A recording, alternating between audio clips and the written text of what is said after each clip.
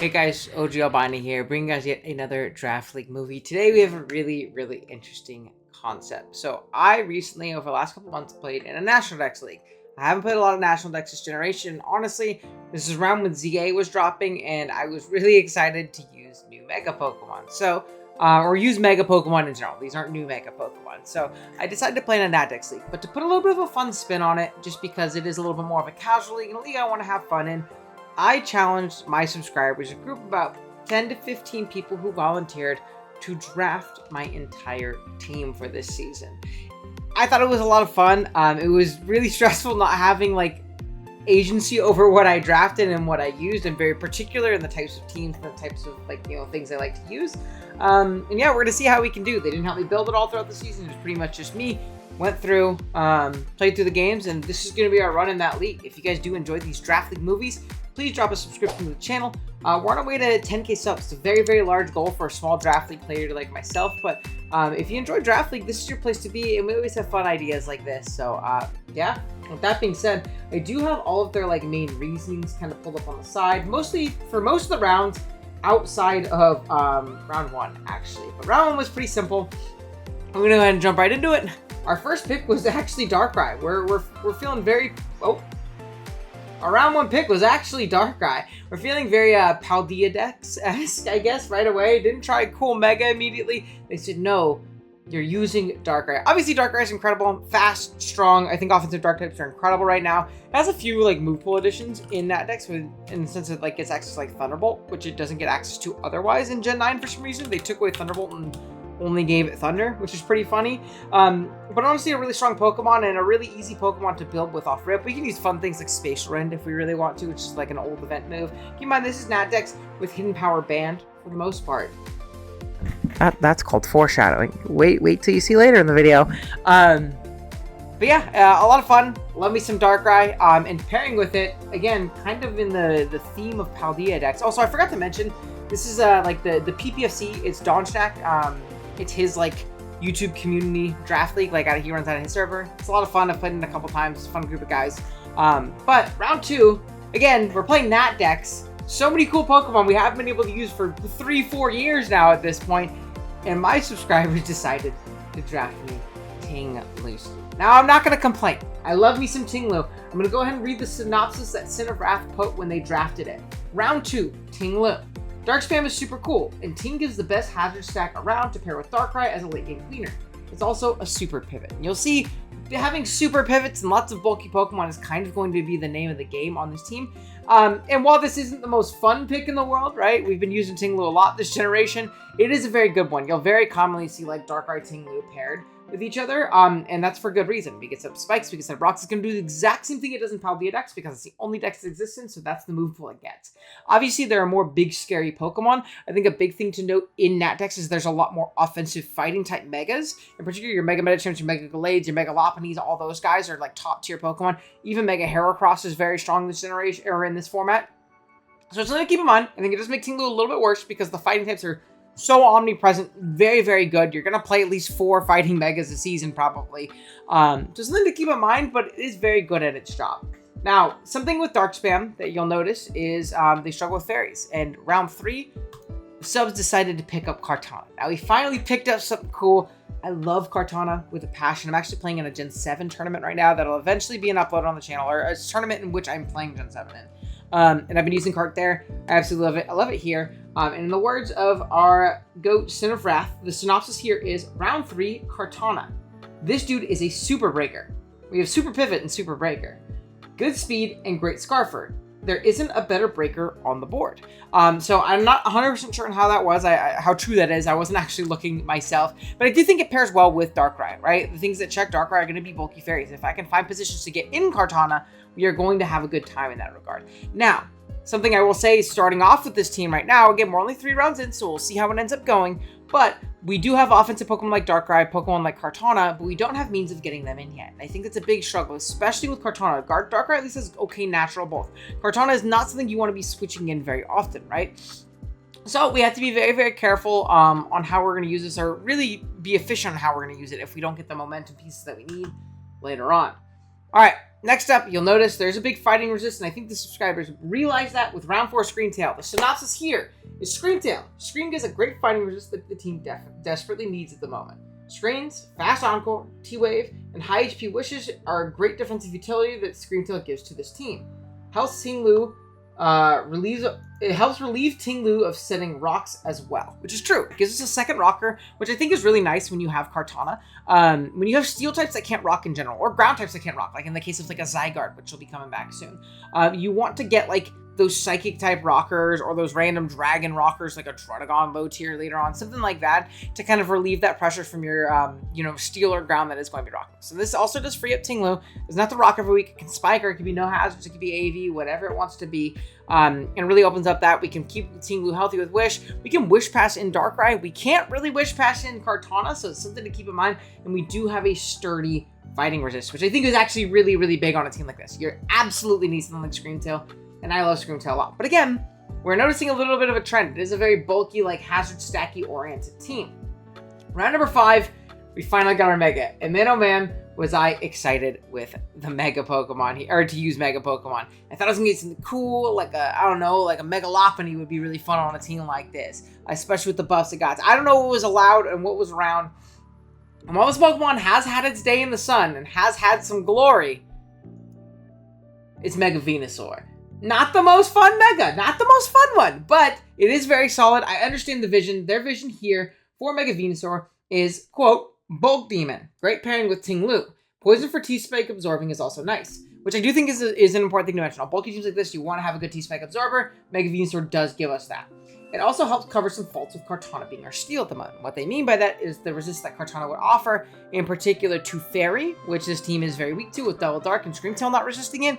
Mega Venusaur is about as good as a Fairy resist can get. So I'm here for it. I understand it. Again, the team really does struggle in means of momentum and getting in these offensive pieces like Cartana, but it's not bad. It has a great defensive start, and backbone. All right, jumping in around 6, we do grab some momentum. Not my favorite. We got big Rotom-Heat. Heaton gives us a pivot to get our breakers in, which is good. I'm glad we recognize that, right? And I think this is fun. I think this is fun too for the subs because like it lets you draft a team and try some things out without necessarily like having to commit to a whole season. You could try to, construct a proper build and team and things like that. And it's a whole movie, so I'm gonna be drinking coffee. If I experience it in my house and I eat it, I'm sorry for the crunching. It's just gonna happen. It's gonna be a long video. But Heaton gives the pivot to get our breakers in. Also covering all the resist the team needs at the moment, being a grass, ground, flying, fire, and fairy resist all in one. It is. I think a big one is flying, right? You really want to flying resist with Mega Venusaur. We cover the psychic weakness with our double dark core. However, there's a lot of pressure on a Pokemon that is not very good in my opinion. I think Rotom-Heat just has gotten stat checked over the last few generations. It's a Pokemon I've used a lot in the past, and I understand the merit of it here, resistance profile wise, right? And it does give us a Volt Switch pivot, but I wonder how often I can use Rotom to do that, especially if it's going to be taking on the heavy load that it is giving us, or that it is taking at the moment. Now we do have Screamtail to hopefully help out with that, but it's not looking great if this is our main pivot. In the words of King L5, 2 messages after this, Owen is punching the air right now. Oh well, which I saw the Rotom-Heat pick. Damn it! I'm not a big Rotom-Heat fan. I'm just not. He's just kind of stat check. Rotom Wash I can get behind as a Pokemon. Obviously, he doesn't offer the same resistance this team does. Though I will say, segue, we do get a Water next in Blastoise. Now let's take a look at what the people were thinking with Blastoise. Round 7 Blastoise. The team wants a spinner, and Blastoise is the best spinner alive. Sorry. Bulky Water is cool, and Smash is cool for some good matchups. I do think getting a rapid spinner is very important for a team like this. We don't want to be defogging our own hazards away, and we only have Rotom as a removal option with defog right now. So I think having a rapid spinner is good. We now have 2 forms of removal. If we're like, oh no, hazards can't be up no matter what, we have Rotom. And if we can spin comfortably, we have Blastoise. Blastoise has some more tools in that dex than it doesn't. Otherwise, it can spin into spin blocks pretty well with like access to like Dark Pulse and things like that. It also does get access to like Foot Turn from momentum and things. And it can smash. Again, kind of stat checked at this point to be able to do so, but not the worst Pokemon in the world. Now this next one was one I was very excited for because it was a very cheap Pokemon. And I thought it was really cool. Unfortunately, we did not get an explanation of this one. I'm going to go ahead and click on it. Okay, yeah, no, we did not get an explanation, but I do see the vision, and I guess I'll explain what I think they were thinking about. And it's going to be Annihilape. Now, Terra is banned in this league. There's no Terra allowed in this National Dex League, but I actually think that's okay for the Annihilape here. I like having the Ghost-type spin blocker. I really do, and it also gives us a budget offensive fighting type. Now, I think Annihilape will play very differently in this league than you were expecting it to. It is not going to be the bulk up, like max spadef, leftovers protect type shit that you typically see. Annihilape is going to have to play offensive on a team like this. It is one of our best Scarfers. We only have Cartana that's a good Scarfer right now, right? So it's one of our best Scarfers. It's a spin block Pokemon, so the fact that we're going to come in and potentially take knockoffs and earthquakes, things like that, while we're trying to block spins, is going to power up a max attack Rage Fist, and we're going to be able to click buttons, which is really nice. It's a Intim Deterrent, which is great. It pairs well with Cartana as well, which is something that's also very, very nice. It can do the bulk up shenanigans and things like that, but really, it's here to come in and click Rage Fist in close combat and be unguardable. I like the Ghost fighting offensive typing for this team a ton. It is not the most offensive Pokemon in the world, right? 115 isn't bad, but it's not great. Great bulk all around, so great natural bulk, kind of keeping up the theming of this like really, really fat, like bouncy, do nothing type of build. But yeah, just something to keep in mind. Round 9, also no explanation. It's going to be Archeops. I think the reason they grabbed Archeops here was just for another speed 2 around this Cartana area, as well as another Stealth Rocker. This gives us 4 Stealth Rockers, which is nice, but Annihilape literally never wants to run it, especially on this team with how we're going to play it.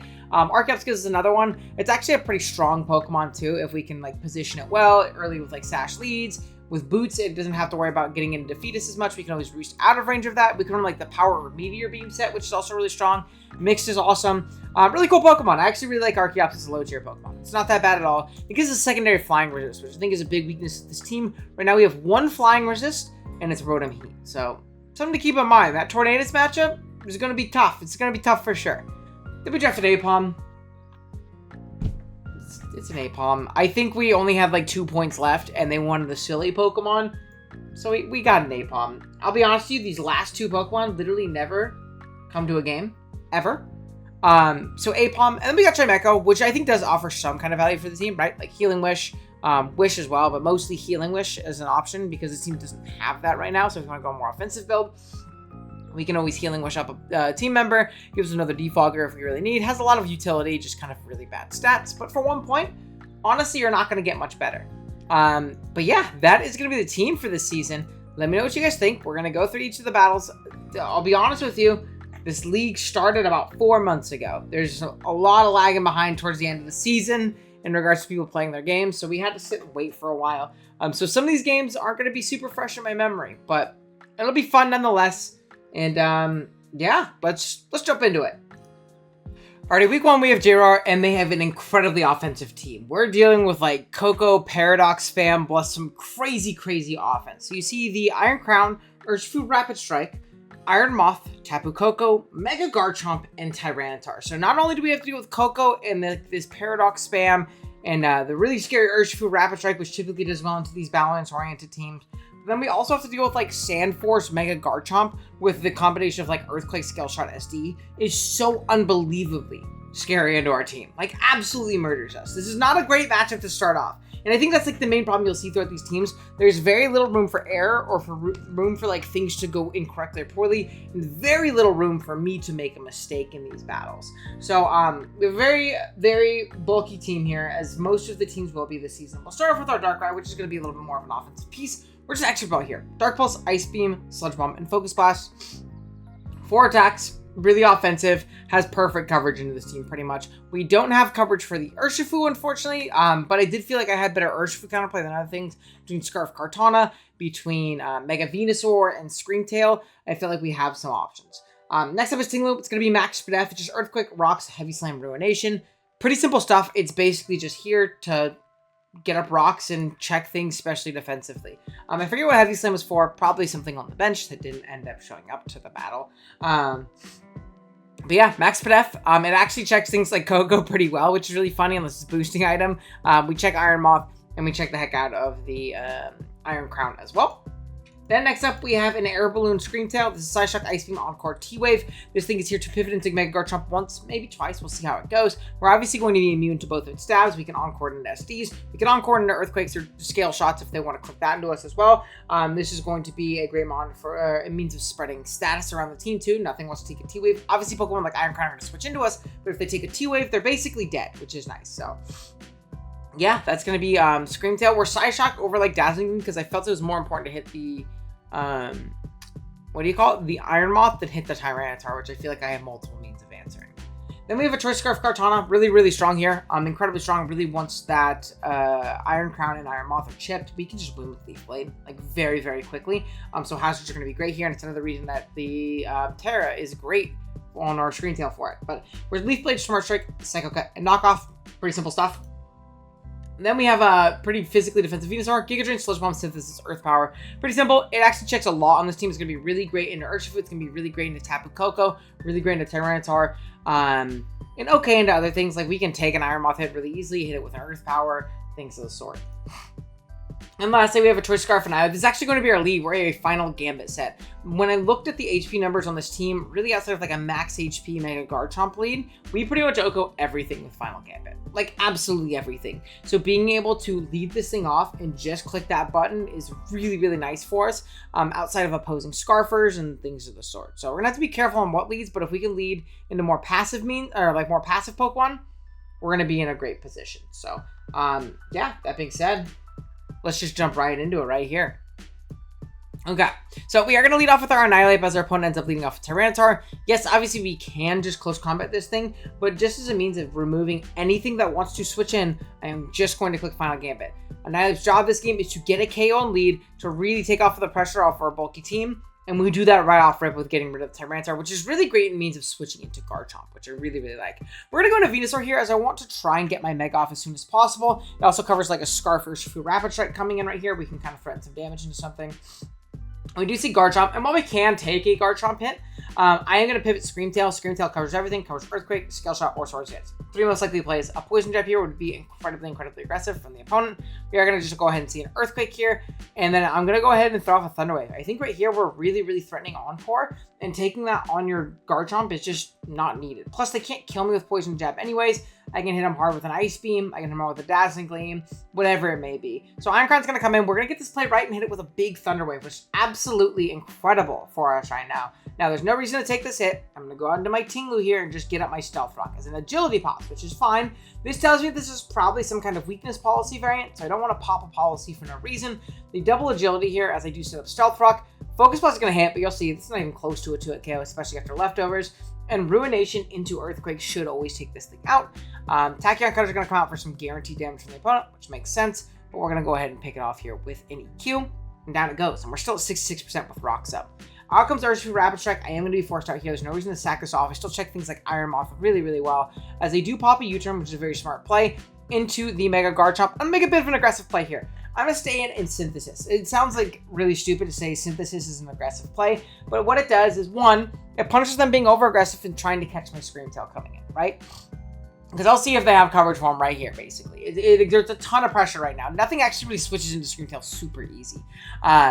So I am going to go ahead and get a Mega off, get a Synthesis off, because it allows me to pop my Mega to where I have my Thick Fat for Iron Moth, which is really nice. Have my additional bulk for the Urshifu, which is really nice, as well as like if it wants to like click Ice Spinner on a Predict or something like that, as well as getting back up all the way to full and kind of condition my opponent to being like, okay, maybe I have to Earthquake here to put damage. I'm going to pivot out through Screamtail here. I won't die to Poison Jab if they do make the aggressive click again, and thankfully we don't. This time I am going to reveal the Encore. I didn't reveal it last time. I figured it's better to play safe than sorry right here, as Koko is going to be the pivot in of choice. They do just click a Side Shock, do a little bit of damage. You see the very bulky Koko as it pivoted through my Mega Venusaur, as this thing really doesn't threaten me very much, as a Thunder Wave is going to pop.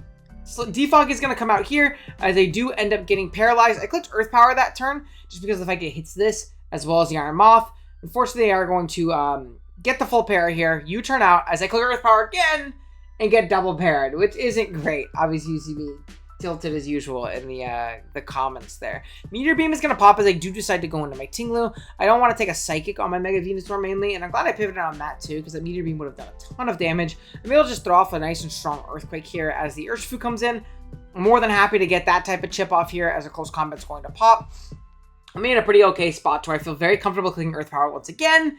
And we do, thankfully. Doing 96% to this Iron Moth, bringing it down very, very low, which is beautiful for me. I know this thing is not going to be able to do a lot of damage to my Ting-Lu, as I am just going to go ahead and get my Stealth Rock again, recovering pretty much all the damage we took back via leftovers. As the Garchomp is going to come out, again, I can just go into Scream Tail. I'm not super overly threatened by this thing, as it is going to Earthquake once again, so Scream Tail is just locking up this absolute behemoth right now, as we're going to just click an Ice Beam. Nice and safe, nice and simple. It can't boost speed. If I hit it with an Ice Beam, it's going to be in range. As they click Thunder Wave as they go guard card here. And you see I kind of tweak here.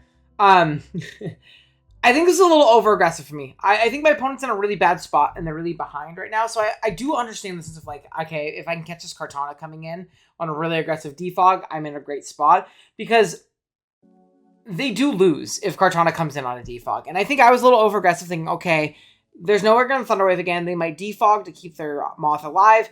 But otherwise, I mean, I literally win the game with Leaf Blade. So I think this was me playing incredibly impatiently and getting punished for it. Because, I mean, look, I am going to knock out this Coco from here with a Leaf Blade. And I knocked out a max HP anyways. The crit didn't matter. But otherwise, I mean, look at this game after this point. I mean, it's literally just over. As I am going to save my cart for sack fodder a little bit later. It can also live a choice Urshifu locked into Surging Strikes.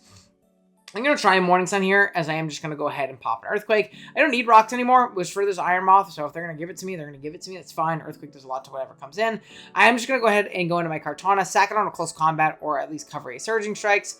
Garchomp's going to come out. I'm okay with sacking this to ensure getting off some damage if they want to set up. Also punish an aggressive Poison Jab. And from here, I can just go into Darkrai, Ice Beam, do a ton of damage.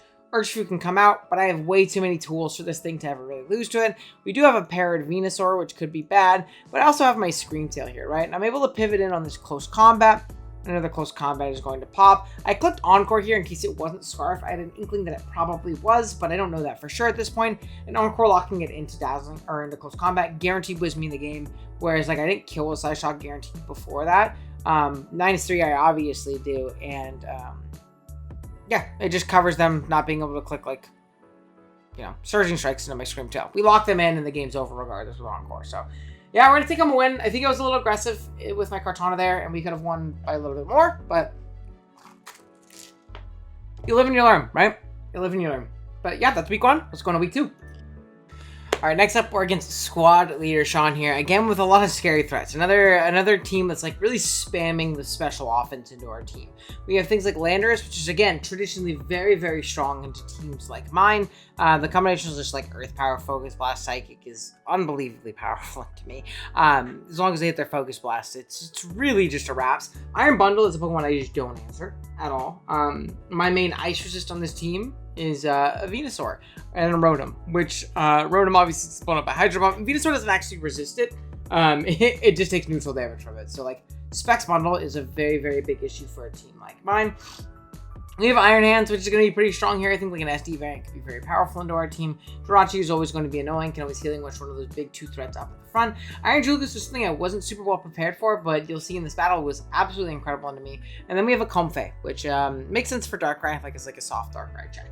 Let's take a look at the team that we got for this week. We have an Assault Vest Annihilate. It's going to be like a one-time pivot into things like Iron Bundle.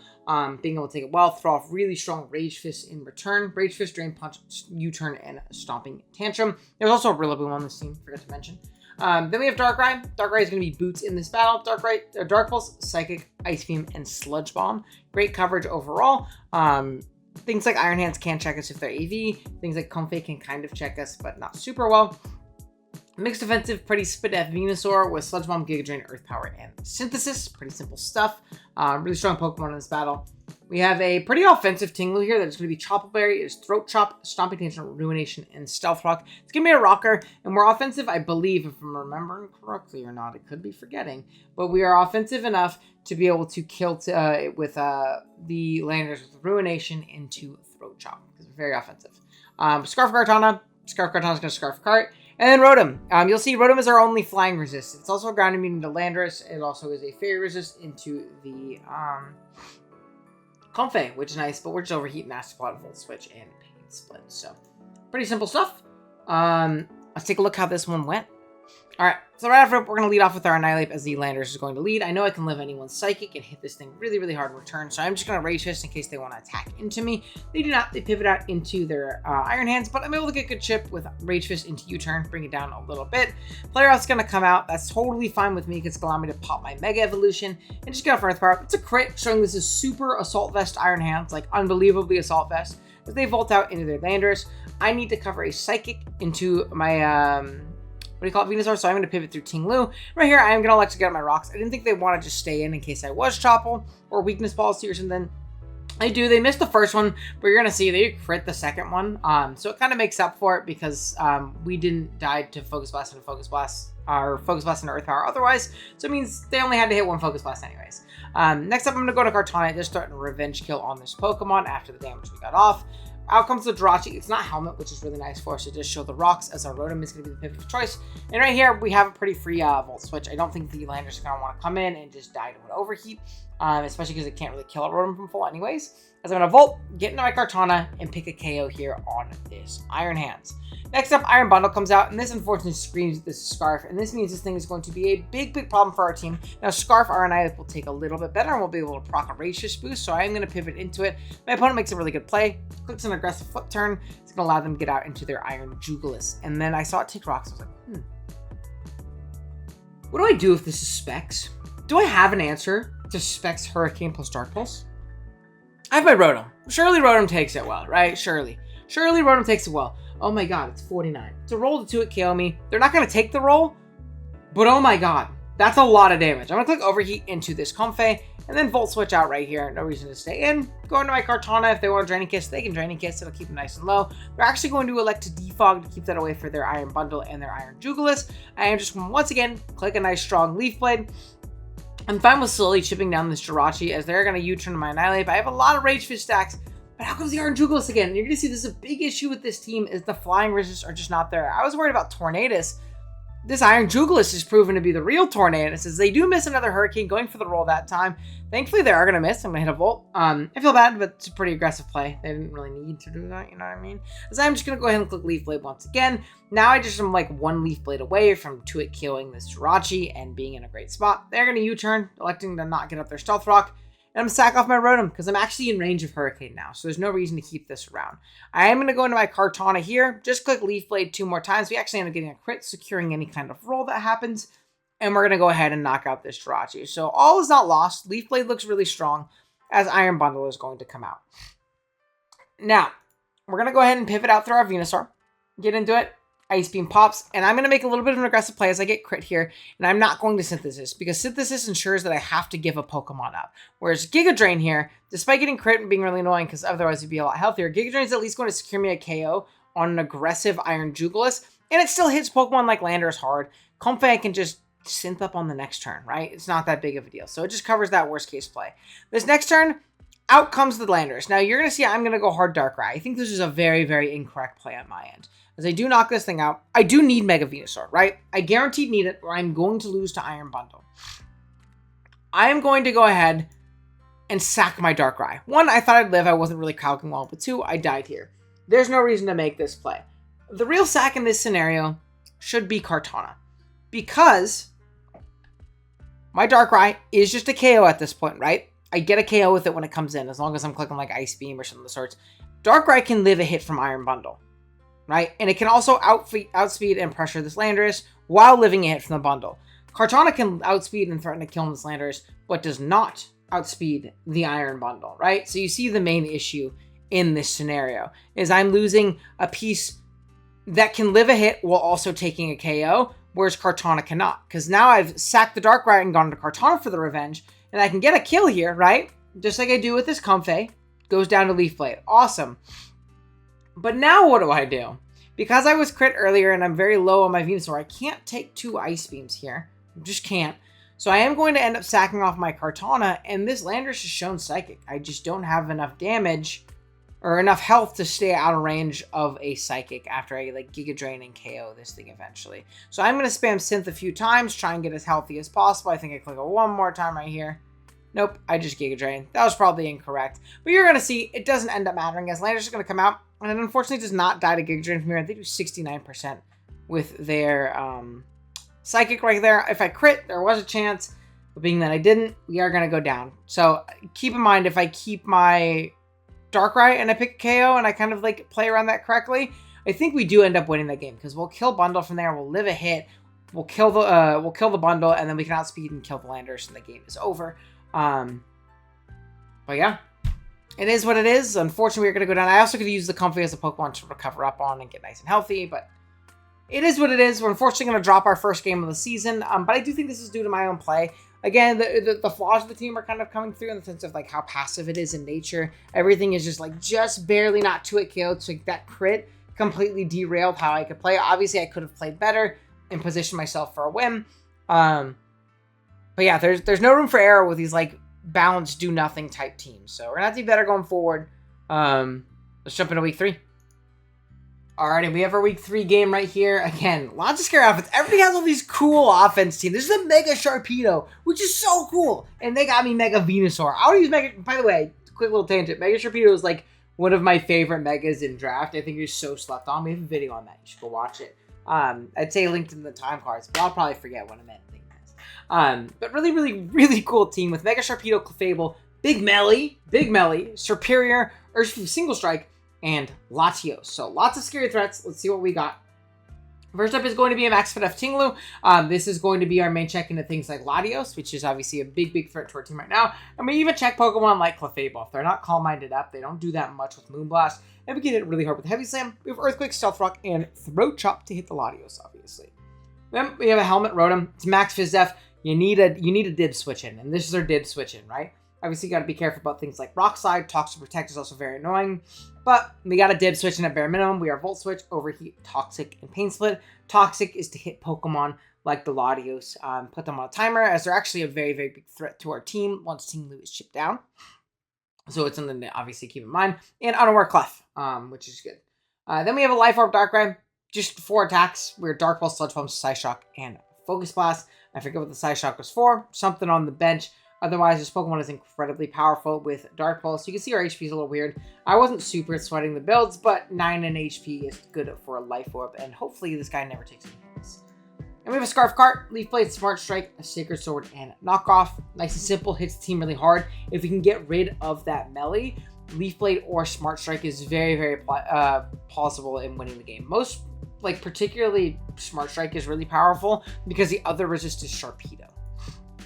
And we have a Max Fizdef Venusaur. This is going to be our main check to things like Mega Sharpedo, as well as things like the Urshifu Single Strike. Now, I won't lie to you, Psychic Fangs is a 2-hit KO, but between Giga Drain and Synthesis, we should be able to stay healthy enough. And then we're just 3 coverage from Synth.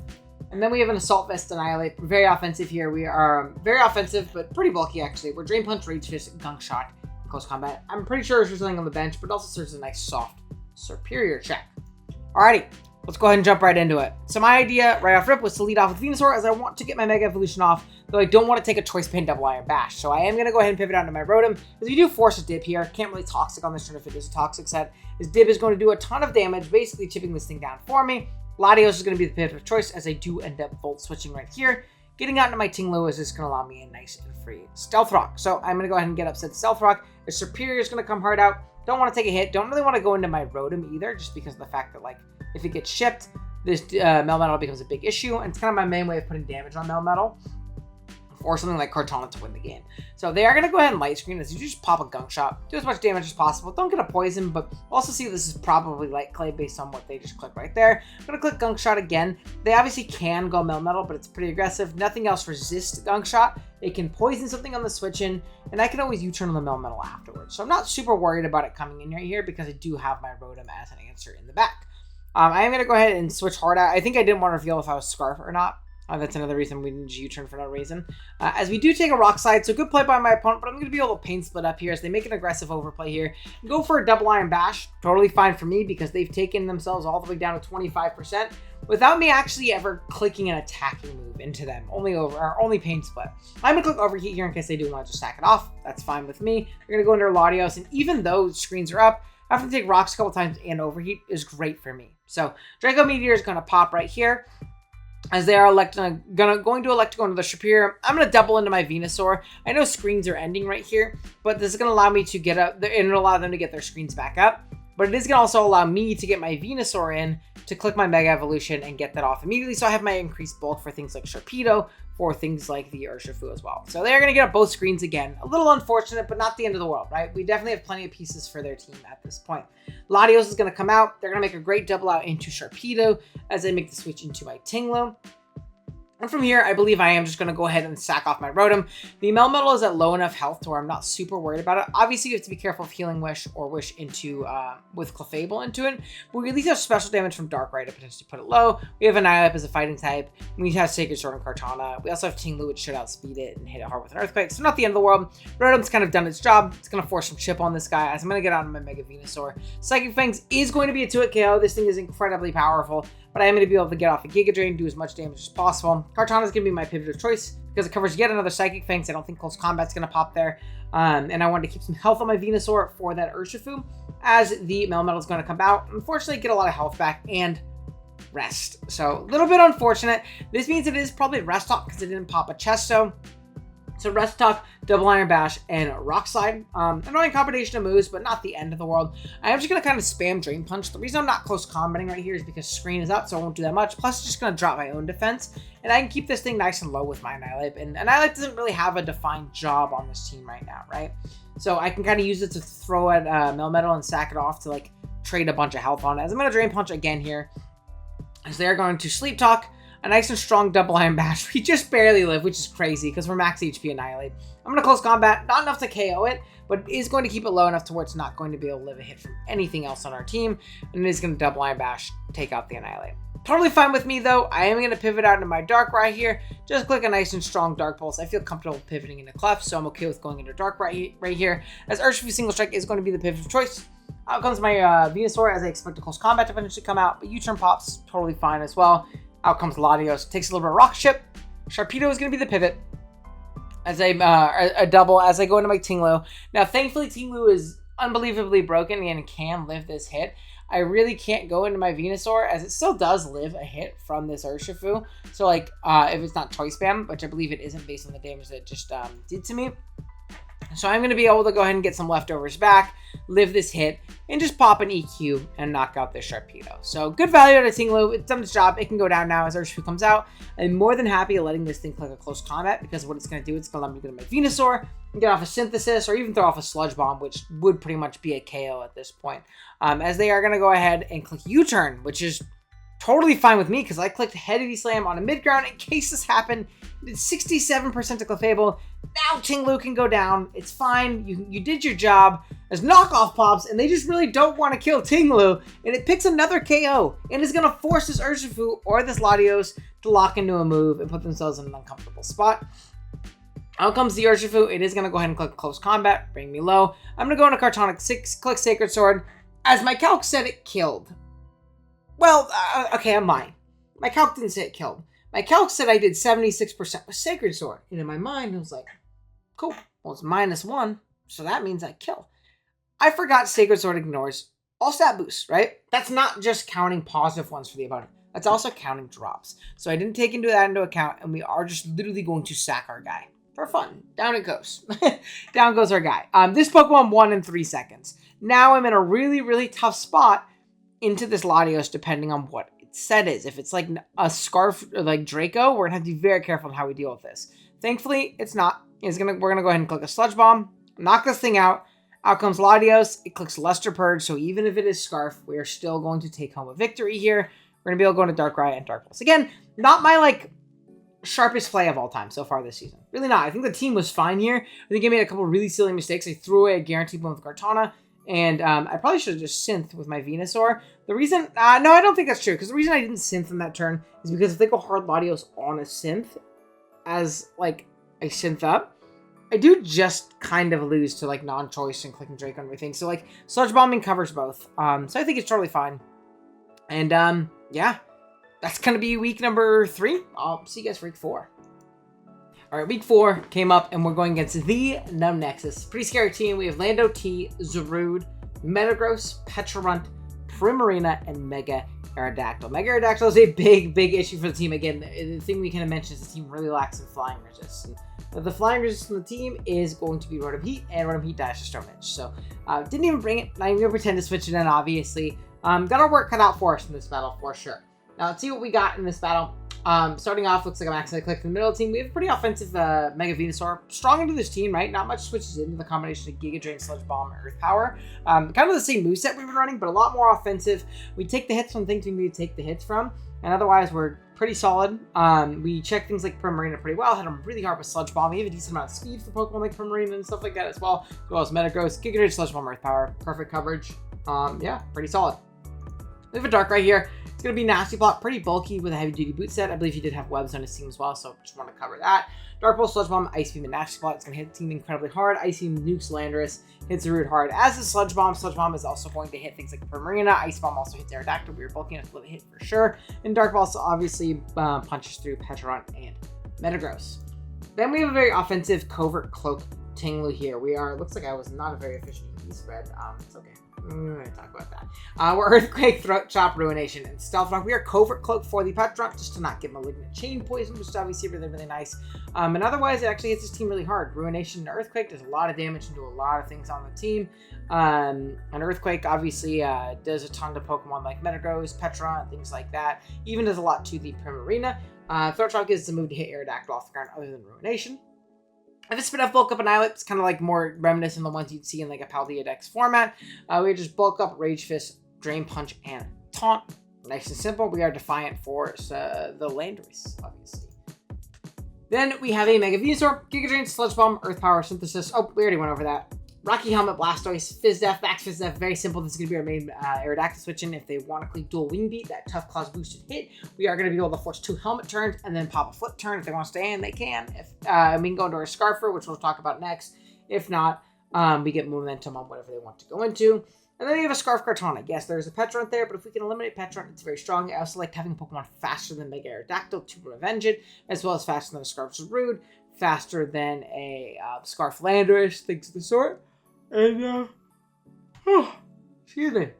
Yeah, let's jump into it. So, going into the battle itself, again, I'm going to lead off with my Ting-Lu. Just want to get up rocks if I can, as the Aerodactyl is going to lead. Great for me. In fact, now I'm going to guarantee get up those rocks.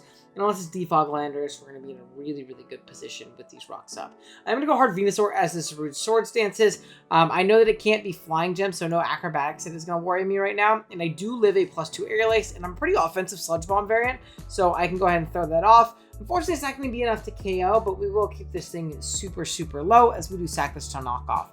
Next up, I'm going to go into Darkrai. Now, while the Venusaur going down is a big issue for the Primarina, I think it can pressure it offensively enough. But thankfully for me, Nexus actually kind of makes a bit of a misplay, in my opinion, goes hard Primarina. Maybe expecting the Ice Beam into their Zarude or just wanting to keep Zarude around. Regardless, it's going to give me a free Sludge Bomb into that, which is incredible chip for me, as I'm going to get off 34 and a Poison, showing this is a very, very specially defensive Primarina, but now he can't ever switch in again because it's going to die to Rocks plus Poison plus Sludge Bomb after really any hit. Then I'm going to go hard Blastoise, Punch, Flip Turn. Zarude is going to be the pivot of choice as I go into Cartana, try to catch a Power Up. They do go for a knockoff there, which wouldn't have worked otherwise, but good play expecting my switch out, as I'm going to knock off the Zarude and pick it off there. It was extra bolt, so pretty crazy damage there from the Aerial Ace. Out comes the Landorus, and they're actually going to make a double. I just want to get rid of this thing's item, get rid of its boots if I can. I'm going to go ahead and knock off a Metagross Assault Vest, though, and then just going to be able to 2-hit KO the Metagross on the switch-in. Landorus is going to come out once again being heavy-duty boots here. We get rid of those with another knockoff right here, as I can get up my rocks again later pretty comfortably, as a Defog is going to pop. Gonna go ahead and click Leaf Blade here as an Earthquake hits, and it doesn't actually knock out our card. So you see why we can also kind of stayed in that last time, because it doesn't even KO us, because Cartana's insane. We're gonna go ahead and go down to this Mega Aerodactyl right here as a Dual Wing Beat does pop. Totally fine though, as I am gonna get into my Blastoise and be able to threaten a Scald into something. It can burn the Petron, can do a decent amount of damage to this AV Prim, which is gonna be down in range of 1 more attack. Or it can do a ton to the Aerodactyl. As Moonblast is going to hit, we're max FNF though, so we don't die to that. Get a little leftovers back, stack a Rage Fist boost as the Aerodactyl is going to come back in. I know that we're forcing a Dual Wing Beat here, so I am going to go out into my Blastoise, force it to take 2 turns of Helmet, and then just throw off a Flip Turn. It's low enough to where I'm not super worried about it if it does end up staying in. Petron's going to come out. This is going to give me my Darkrai, give me a free Dark Pulse as I do 64. Do unfortunately get flinched, but I don't think that mattered in the grand scheme of things. We have plenty of sacks and ways of getting into our Blastoise and exerting pressure, as you are going to knock it out there Arrow's going to go ahead and click Dual Wing Beat. Not going to be enough to knock us out as I do Ice Beam and pick it off. So very offensive game compared to our other ones, but we're able to win pretty comfortably. Move on to 3-1 after week 4 against Nexus. Always fun to play Nexus. Don't get to play them all that often, obviously. Outside of like, Wi-Fi leagues and stuff. So it was pretty cool. We were able to get a win there. Our week 5 was supposed to be against Dawn Snack. Unfortunately, he just was very busy. Ended up having to forfeit. So we didn't unfortunately get to play the man, the myth, the Dawn himself. As we did move to 4-1 after that forfeit. So the reason I mention it is because we're going to jump right in week 6. Alrighty, here we are with week, what did I say it was? 6? Week 6 against Saint Savant. Lots of scary setup, spam, offensive type stuff. We have a Mega Charizard X, an Iron Boulder, Regieleki, the Speedster himself. Not a Pokemon I expected to see with Ting-Lu, but I think we got enough pieces for it, being that we have a ground type. Ogerpon Hearthflame, which is a big issue for this team. Regular Aggron, which I'm not sure what to expect there. Maybe it's a rocker. And then Manaphy. So, lots of scary things. Let's see what we got to take on. First up, we have a nasty plot. Darkrai. It's just going to be Boots, Floor Attacks, Dark Pulse, Sludge Bomb, Ice Beam, Nasty Plot. Forget what the web was in this team, but I remember that there was webs. This coverage is absolutely perfect here. If we can just chip some stuff down, we're going to be in a great position. Then we have a Max Speed F Ting-Lu. It's going to be great in the means of checking, I guess, just that Regieleki that ended up coming again. I'm kind of blanking on what else could have came in this battle, but we'll see. Regardless, it's going to be good at kind of whirlwinding around all of this setup. Things like Manaphy aren't going to be able to, really threaten us initially, so we can always whirlwind or Ruination them out. Then we have a Rocky Helmet, Blastoise, Scald, Rapid Spin, Roar, and Flip Turn. Pretty simple. This is going to be our main Zard check. It also checks Pokemon like Iron Boulder. Pretty darn well. We can Helmet chip things down. We can roar them out so they can't set up on us. Then we have a Rocking Screetail, Psychic, Flamethrower, Stealth Rock, and Encore. Nice and simple. There must have been some crazy offense on the bench that I'm just forgetting about because a lot of my coverage just doesn't make sense. But I also probably wasn't expecting Regieleki Aggron. I don't know. We'll have to look back at one point. Regardless, Encore is going to be really powerful here in stopping things from setting up. Things like the Manaphy, things like the Ogerpon. Really, if they're not boosting speed, we can always Encore them in and then they'll be screwed, right? Which is obviously great. Rocky Helmet's also a great means of chipping things like Zard down. All they can do to hit us is Flare Blitz, which will do a lot of damage. But it's also going to chip it down immensely with Recoil plus Helmet. I have a Scarf Archeops. Scarf Archeops serves a couple purposes. One is going to be a Scarf that's faster than +1 Zard, which we have a lot of prep for, obviously, as well as something like Ogerpon Hearthflame, which I find to be very threatening into our team. One to have a Scarf faster than that. We have Rock Slide, Earthquake, U-Turn, and Dual Wing Beat.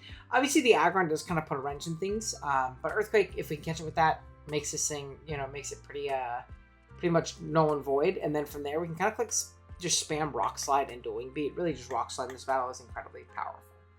Then we have a Max Speed F Venusaur, Giga Drain, Sludge Bomb, Earth Power, and Synthesis. Who would have thought? Boring Mega Venusaur having the same moveset again. Alright, let's take a look. We are going to see Manaphy lead as I do lead off with my Scarf Archeops. Obviously, don't want to stay in. I am Scarf, so I don't have to worry about random Scarf Manaphy as I do pivot out here. As Reflect is going to pop, so there's going to be a lot of setup spam. So our Encore is going to be a very valuable tool in this battle. We do Encore them into said Reflect, and I'm going to go ahead and get up my Stealth Rock right here as the Ogerpon Hearthflame is going to come out. Totally fine with me. I'm just going to click Psychic because I need to prevent this thing from Swords Dancing as I do just literally lose to the Pokemon. I'm going to go ahead and Encore here as they do Swords Dance. Maybe expecting me to switch out and trying to be a little bit aggressive, but that's totally fine. I'm going to pivot on my Mega Venusaur, get my Mega off, and threaten it with a Sludge Bomb. Regieleki is going to be the switch in of choice here as they do actually elect to Rapid Spin. I do want to get off my Mega, try and Earth Power and pick this thing off. Being that we're Max Speed F, we aren't going to be able to do so, as they show another screen. So they got screens on multiple guys as it does go down, but the screen is definitely very scary. So I'm going to pivot onto my Archeops here, as Ivy Cudgel doesn't quite bring me into Defeatist. And what I can do right here is just click a really strong Dual Wing Beat, guaranteed pick up this KO and put myself in a good position going forward. Except I missed, unfortunately. And there's not much we can do right there, right?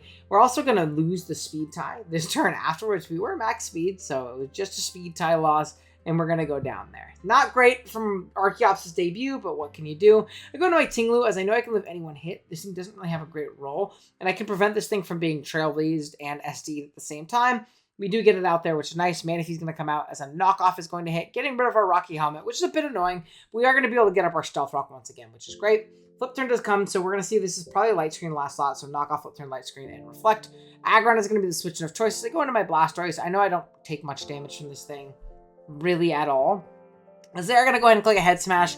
as I do click Roar, get the Charizard out here, which is obviously great. Charizard's going to come out. It's going to click a nice and strong Roost, as I do just Scald. Nothing really threatens me from this thing from full. Dragon Claw is going to pop, do 40, which is obviously a lot of damage. We're going to Roar here in case you did want to set up, and it comes back in at what? 28%, so that's totally fine. Out comes Manaphy. It's going to knock off a Rocky Helmet, as I do elect to get a slow flip turn off, allowing me to get into my Darkrai and basically pick a KO here. I am going to Nasty Plot trying to go for game. I think this was probably incorrect. I think I can just go ahead and click Dark Pulse there and pick my KO. There's nothing that switches into that move. Iron Boulder dies, Charizard dies, this dies, Ogerpon dies or gets to it KO'd, and Aggron gets to it KO'd for sure as well. So I think I was definitely incorrect. I didn't need to make that play at all, because now it's going to pressure me to want a Nasty Plot again, as they do just get off a crit flip turn and get under Iron Boulder, which is really, really poor positioning for me. I am going to go into my Ting-Lu, as I need to Whirlwind this thing out. Close Combat is thankfully not going to 2-hit KO because it is booster speed, which means I live a +2 hit as well. And I am just going to go ahead as a Close Combat pops, I believe, just throw off an Earthquake and knock this thing out here, which is obviously very nice.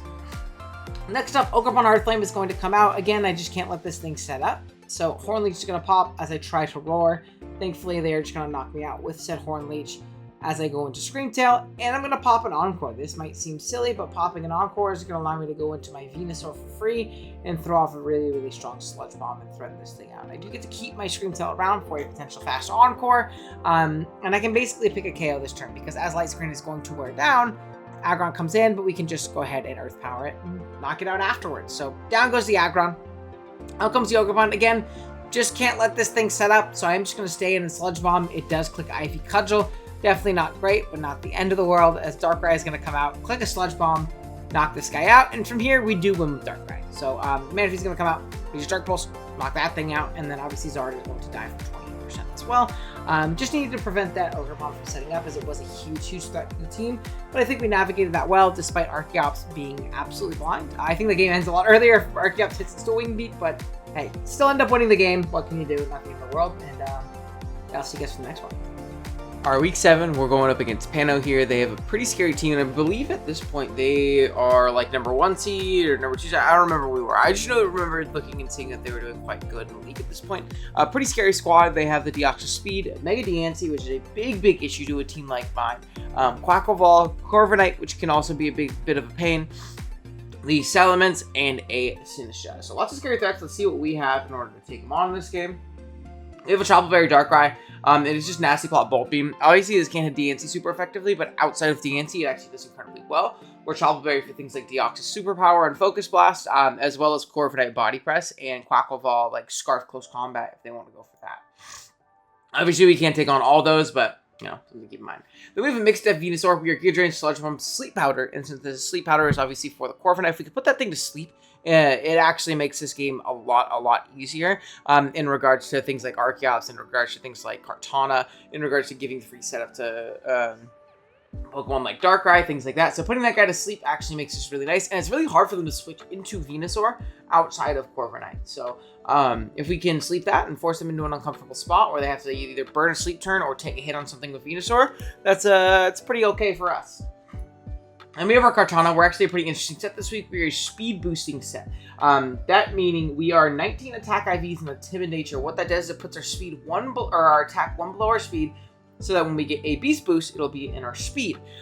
This is really nice because I don't think Scarf is particularly great in regards to locking into moves here with Pokemon like the Corviknight, the Sinistcha, things like that. But if we get you down things like the Corvi and then get up a Sword Stance, Leaf Blade, Smart Strike, Sacred Sword is actually pretty darn strong here. And even with 19 attack IVs and a timid nature, we're going to be really powerful and really going to be able to break through. And the way Beast Boost works, it's what your stat is initially, not counting like boosts and things like that. So we'll still get a speed boost if we SD and then, get a KO. So it's a good way of like kind of running like a double dance Cartana. We are Chople Berry once again for things like Quackleval, for things like the Corviknight Body Press, and for things like the Deoxys like Superpower Focus Blast. Then we have Ting-Lu. Ting-Lu is a pretty offensive, very fast set this week. It's NASCAR Lu. We are Earthquakes, Throat Chop, Spikes, and Taunt. Get up a bunch of spikes, be a big nuisance, and hit things really, really hard. Once again, Chople Berry, triple chop of the week for the same reasons as mentioned before. Then we have a Helmet Blastoise. This is just going to be a Roar variant. It's for things like the Salamence It's for things like the Quackle where Scald, Roar, Ice Beam, Flip Turn. Excuse me, sorry. I just woke up to record this portion. This fourth wall break. I recorded the other part like days ago, but I've done laundry since, and I put on the same shirt for continuity. This is the effort I'm putting in for you guys. I never say I'm not working hard for y'all, but I'm very tired right now. But yeah, pretty simple stuff. And then we have a Scarf for Archeops, Stone Edge, U-Turn, Dual Wing Beat, and Rock Blast. Actually really powerful in this game. Gives the Scarf a faster than +1 Quackle, which is really nice as well. And yeah, actually hits the team pretty darn hard. It's also a Scarf faster than a +1 Mez. So yeah, all cool things. Let's jump right into it. So we are going to go ahead and lead off with our Darkrai. We want to try to put on our Ting-Lu. We want to try and get up a spike, if at all possible, into things like the Quarterfinals. We are very fast, so like no speed Quarterfinals. I believe we will outspeed will be able to taunt, which is really nice. And everything else, everything we can get a spike on, besides this DNC, which is a little bit of a tough lead. So I am going to go ahead and pivot out into my Mega Venusaur, my main DNC check, as they do show off an Endure here, showing that they're probably some kind of Endure Endeavor set. Which is good to know for me, because honestly, I don't think it's like super needed here. I think Moonblast, Diamond Storm, Earth Power is already strong enough on its own. Or just Mystical Fire, either one works. But yeah, I mean, we'll take it. We'll take it for sure. Venusaur's going to come out, as I am going to predict this, and I'm going to go for a Sleep Powder. I didn't think they'd want to stand, and even if they do, it can't put me back to sleep, right? And unfortunately, we are going to miss. Sorry, my dimensions are a little off. There we go. We're going to miss here, and I think this is really massive. This thing going to bed makes this game a lot easier in regards to breaking through, things like that. I'm going to go for it again. Unfortunately, they do make this finish to play this time. Bit unfortunate, but what can you do? And from here, I think my play should have been going hard Darkrai and just setting up a nasty plot. This thing doesn't initially threaten me. It's not going to click Matcha or anything like that. Instead, I was like, okay, whatever. I'll do a lot of damage, and I'll click Sludge Bomb and try and bait a poison. And you're going to see here... that's not really going to be the case for a minute here. I think I click 5 Sludge Bombs and I don't get a poison, as they're going to keep Strength Sapping, getting back up nice and healthy. Sludge Bomb, we're going to synth up, try and get a little bit healthier. They're going to Strength Sap me once again, get decently healthy. And the Sludge Bomb, they're going to Shadow Ball. And this next turn, I'm going to make the hard Archeops play, and they hashtag get my ass and go for a Shadow Ball on the switch, which at the time I was like, why would you do that? But they're not really getting much back via Strength Sap at this point. You might as well break through my Venusaur, and I lose my Archeops immediately, which is also really bad. I mean, look how strong Stone Edge and Dual Wing Beat were here. So, bit of an unfortunate turn of events. It always should have been Darkrai early, and always should have been Darkrai on that turn if I am going to switch, right? Because you'll see I still live a +2 Matcha from here.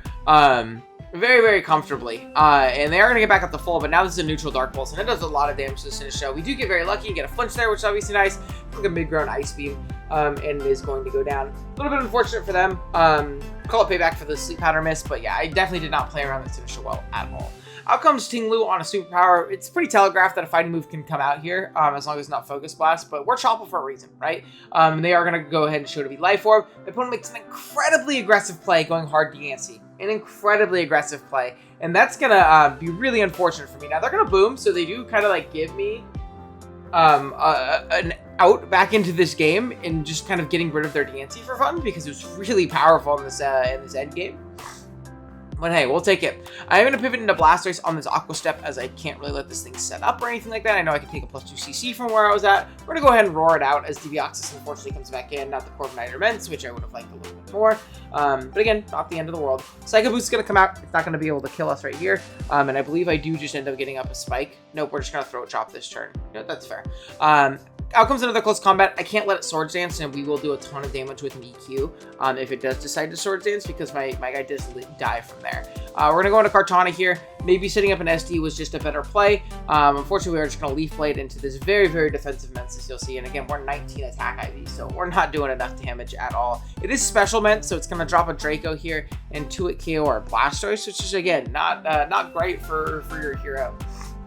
And then I'm going to go back out into Cartana. If there's ever a chance to set up and win this thing, it is right now. But unfortunately, with the bulky Ments and the Corviknight still at full health, if this thing was sleeping, there's for sure a shot. You know, we for sure got a chance. But they're going to be Helmet and Brave Bird. And while we will 1v1 this Corviknight and get a KO there, obviously this isn't going to be enough for Ments, because we're going to go down to -1, or just +1, sorry.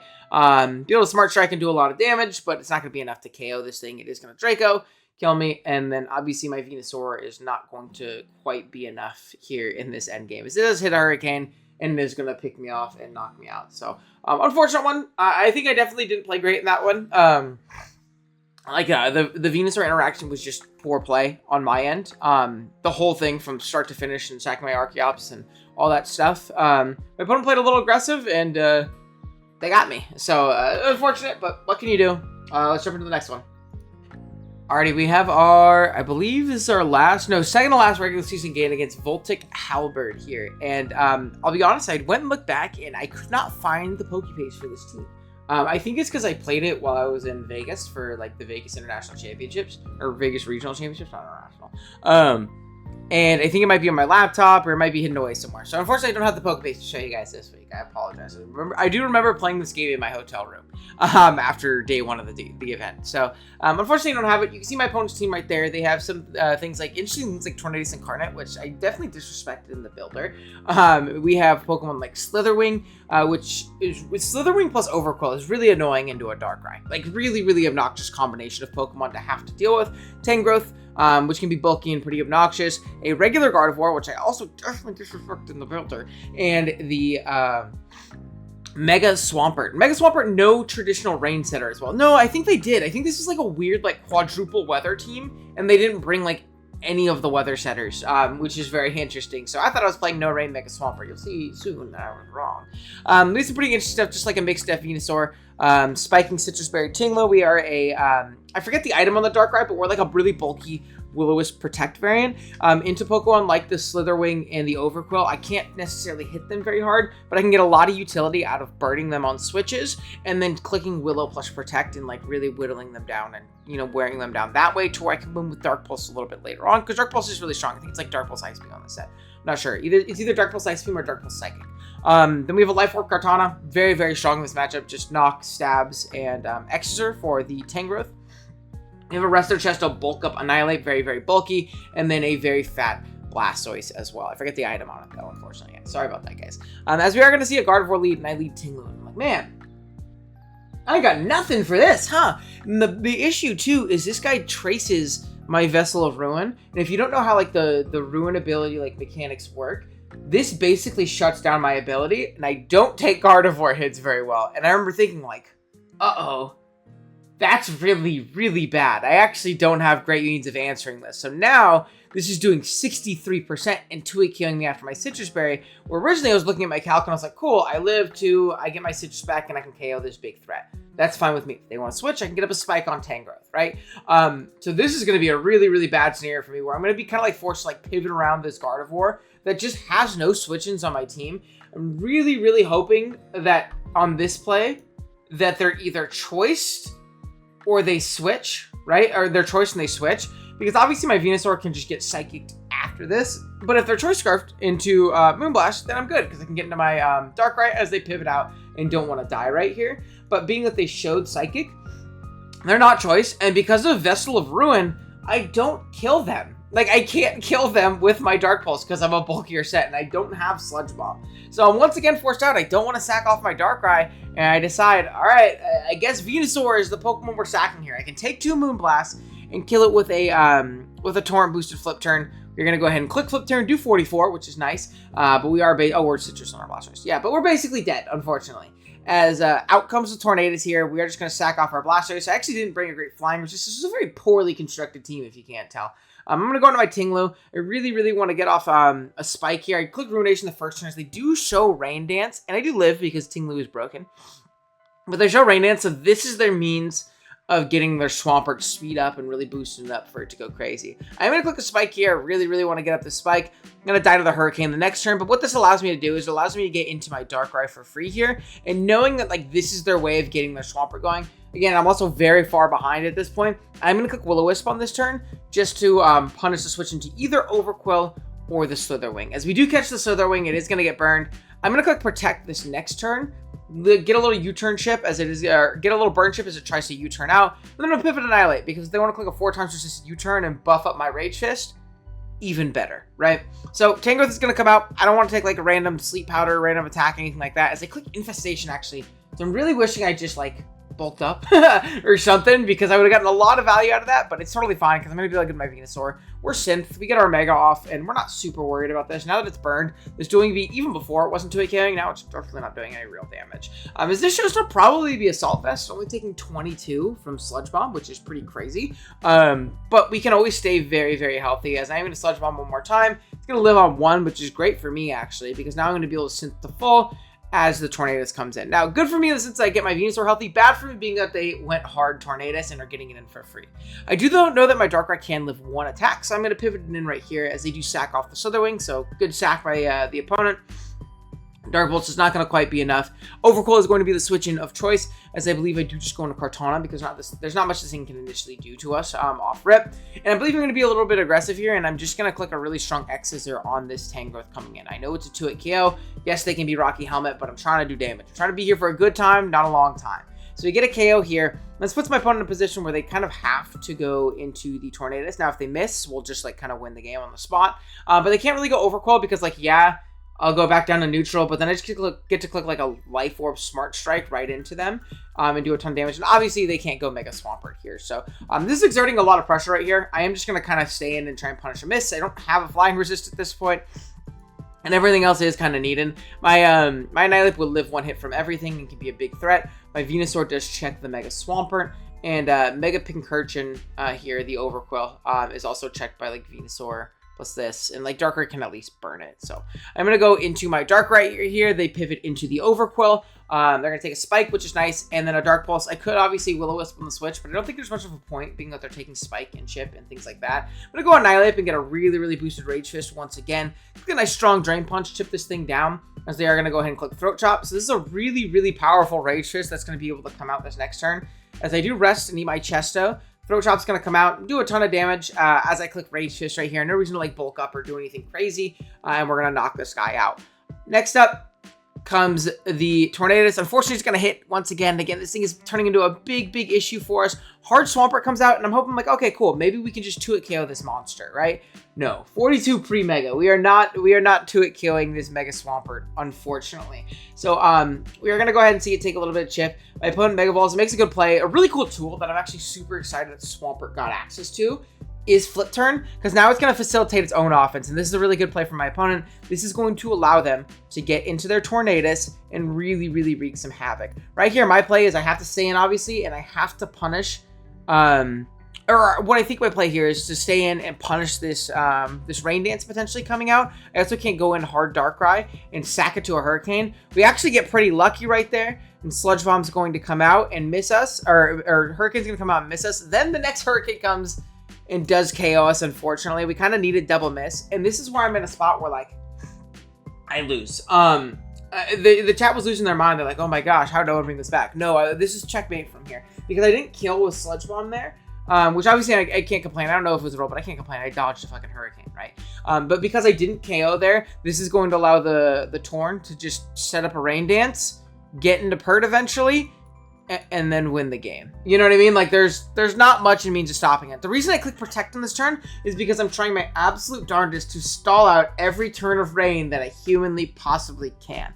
So I click Protect here, knowing they're going to Rain Dance, right? The next turn I will outspeed, and I will be able to knock it out. And now there's 3 turns of rain. We need a nice light little triple Protect. Let's see if Darkrai can do it. We're gonna see the Spike hit. There's 1 Protect, obviously. Liquidation pops. 2 Protect, Liquidation pops. Can we get the 3rd? 3 Protects in a row? No, we can't. Which isn't deserved, right? Like, I'm not going to complain about that. 3 Protects in a row. Would have been really funny, but wasn't deserved. Yeah, again, one more. I think I played really poorly, and I prepped really poorly. Prepped poorly around the Gardevoir. Prepped poorly around the Tornadus. It was a good bring from the opponent. In particular, like this Gardevoir, Tornadus, Swampert. I think some of the other stuff was kind of crazy. But yeah, what can you do, right? That's life. We lost 2 in a row. We're still in a good spot, you know. It's only like 3 losses on the season. We're 4-3, so that's great. We do have to win next week to like guarantee a playoff spot. They think this is the point in the season where the team was really like grinding on me and getting pretty frustrating because of the lack of answers I had to certain type combinations, like offensive flyings, offensive fairies were very difficult. This Gardevoir, like, I understand I have Mega Venusaur, but like this combination of like a fairy is really difficult for the team, and it shows that like just having that one Mega Venusaur or Rotom-Heat just isn't enough in like a Power Crab Gen 9 Natdex type of format where so many things have secondary stabs and other tools that they can have. I mean, imagine if I played a Tapu Lele. What was I gonna do if Lele pulled up? Thank goodness I didn't get that matchup. I just got the Gardevoir. That guy's like 8 points and he smoked me with Trace and its stabs. So. Yeah, definitely like pretty scary. Tough games, the last couple ones, but I think there's also a lot of things that I could have done better. It's not just the team; it's some pretty poor play on my end. So we'll see how it goes. Let's jump into the next one. Alrighty, here we are. I think it's last week of regular season, week 9, whatever it is. We're playing against 43 plastic bags, and I very vividly remember this game. This is my favorite game of the season. Spoilers, because me and L5 were sitting in a call one night. We were playing Overwatch, and I was like, "Oh shit, I gotta build for this league. I gotta play real quick." And we open up the matchup, and I shit you not, I'm not being hyperbolic. I'm not trying to be a performative guy here. I shit you not. This was the worst matchup I've ever built for in my life. I mean, it was this cemented all of the issues I had with this team in its entirety. Like, man, oh man, was this brutal. So we have Skarm Bliss, which is very hard for my team to break through, right? A lot of my offense is really actually checked by that combination of Pokemon really well, which is really like archaic and old to say, but they're actually really strong here. Mega Scizor is another Pokemon that I also really struggle with. My Rotom-Heat is my only answer to that thing. Once it gets up to +2, if Rotom-Heat is gone, I will lose the game. It's also an incredibly solid Cartana check, which I could use to break through Skarm Bliss in certain ways, but now I can't because there's a Mega Scizor there. Roaring Moon, offensive dark type that really punishes my team. The combination of knockoff plus U-turn is pretty much unguardable against me. I really don't have an answer to that Pokemon. You tack on an Iron Head for the Scream Tail, and it's even worse. Roserade, I'm not too worried about, at least right now. We'll see in a second. And then Victini is like known balance destroyer. So not only do I like have trouble breaking through this team, I actually don't have great means of like switching into their offense.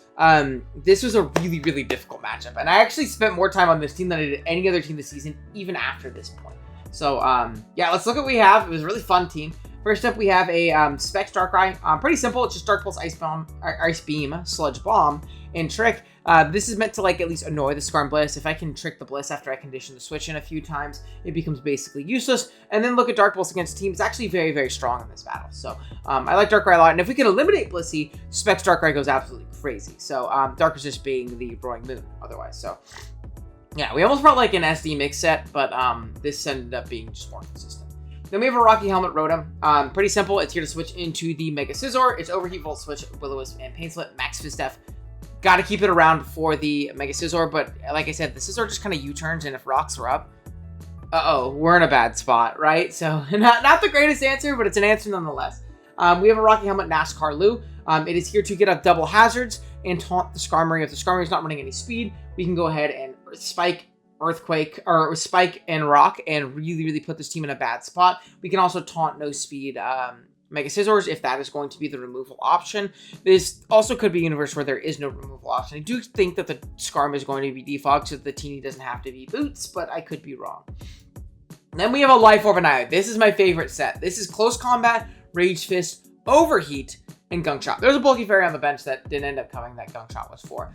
But the combination of Close Combat and Overheat is actually my Skarm Bliss killer. Close Combat into Overheat into like 99% of Skarm variants does kill it. And obviously we force out the Blissey with the Life Orb Close Combat. It blows it up. And if you look at the combination of these moves, it's really powerful, especially if we take tiny hits from like U-turns and bullet punches and things like that.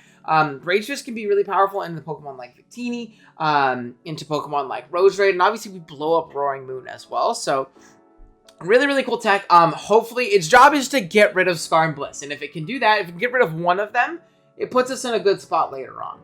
Then we have our leftover Screen Tail. It's actually Calm Mind 3 attacks. It's a good way of like trying to break through that similar kind of core as well. Psyshock Flamethrower breaks through Skarm Bliss, and then we have Dazzling Gleam for Roaring Moon. Decently bulky, but also very fast. And then we have a Scarf Cartana. You need a Scarfer in this battle. We need a Scarfer faster than Victini, and this is my not my Victini answer, but I need something faster than Victini that is holding a Scarf. So our answer is the Pokemon that gets OHKO'd by every move that clicks, besides U-turn. So yeah, that is going to be the team. Let's jump right into it.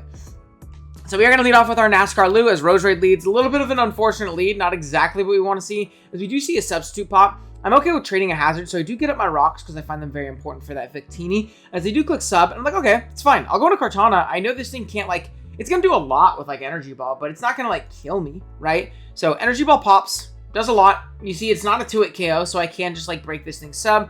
I'm going to go ahead and click Smart Strike, and it clicks Hidden Power. When I tell you I almost lost my mind, I'm going to show you. This league is very fun. I'd like to preface this that I had a lot of fun, and I hope I play next season, blah, blah, blah. Like, it's a fun league. It's a little bit more casual. When I saw this fucking rule, I almost fucking... The sweaty player in me started chewing on my knuckles. I started losing my mind. No Pokemon can use Hidden Power. I want to show you guys this. We're gonna find it. Hidden Power. Alright, so you can see, right down here, Shed Tail, Last Respects, Revival Blessing, and Hidden Power are banned. Baton Pass allowed, but it cannot be allowed to pass stats or substitute. So I looked at that, I was like, hey, do I get the win now? Like, this turn lasted like 20 minutes. And they're like, no, check the tiers. I was like, what the hell you mean check the tiers? So I went to the draft board. Where's Roserade? There's Roserade. You see how there's a little note next to Roserade?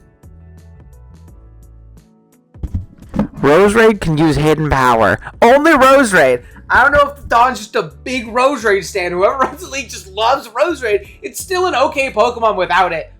It's still it's at 9 points. Like, oh my. Not that it should be higher with Hidden Power. It's just the principle of only Roserade being allowed to use Hidden Power. I was really mad at the time. Looking back on it, this is the funniest fucking rule ever, dude. This shit is hilarious. I did not see this. And how would I have looked to see this? It at least should have been in the rule. I don't know. It was very funny. I wouldn't have seen it if it even was in the rules, to be fair. Like, it just wouldn't have happened. It literally just wouldn't have happened. So, my Cartana dies. Pretty bad to lose your Scarfer like that, right? Like, pretty tough. Is they're gonna get some Black Sludge back. And, yeah, you can see me being like, what? What's happening? So I'm going to go ahead and click Volt Switch here on the Roserade. Thank goodness it didn't just decide to sub up. As we get into Annihilape, and now we get to show off our cool shit. You get to use the Broken Random only Hidden Power Mon. As we click Close Combat, it does a lot. Oh, shit. Oopsie. My bad. It does a lot, but it's... Spoilers. It does a lot, but it's not quite a 2-hit KO. Showing that they are kind of Spadef, but not like max Spadef. Does a lot of damage, right? But this Overheat is unguardable. It's just literally unguardable. Unless you scout for it and you know and you go hard Victini, you're losing a Pokemon here. Down goes the Skarmory. So our Overheat tech worked, and that kind of made this worth it. That was really, really awesome. Screamtail is going to come out here on this Roserade. As it clicks Hidden Power, I still haven't decided what Hidden Power it is, because it wasn't very effective on... It was like neutral on Cart and Screamtail, so I'm not sure. I don't know. Victini comes out and is Boots, which is really unfortunate for the Calm Mind Screamtail endgame, as they do end up clicking a U-turn right here, taking a little bit of Rocky Helmet, which is really, really nice. And then out comes the Roserade. I can't let this thing sub. I really can't. So I am going to be forced to clicking an attack. I would have loved to spike in this endgame as well. We do a ton of damage here, but not quite enough to KO it, as they do click one more Energy Ball, and they are going to knock me out, though they are very, very low at this point. I'm going to go Darkrai here. I'm just going to click Dark Pulse. They aren't Boots and they're Blissey, which is really, really nice. It's going to really speed along this process, hopefully, as they do show Leftovers. So if I can trick that Leftovers away, I'm actually going to be in a great, great position. Out comes the Victini on my Close Combat. Makes sense. Can't really Rage Fist there. Reflect is up anyway, so it wouldn't kill. But we are at least chipping it down. So again, maybe the Calm Mind Screamtail endgame is a plausibility. I have to go Rotom here, which is really, really unfortunate because I actually really need help on this for Scizor, though they don't have a Stealth Rocker not named Blissey at this point.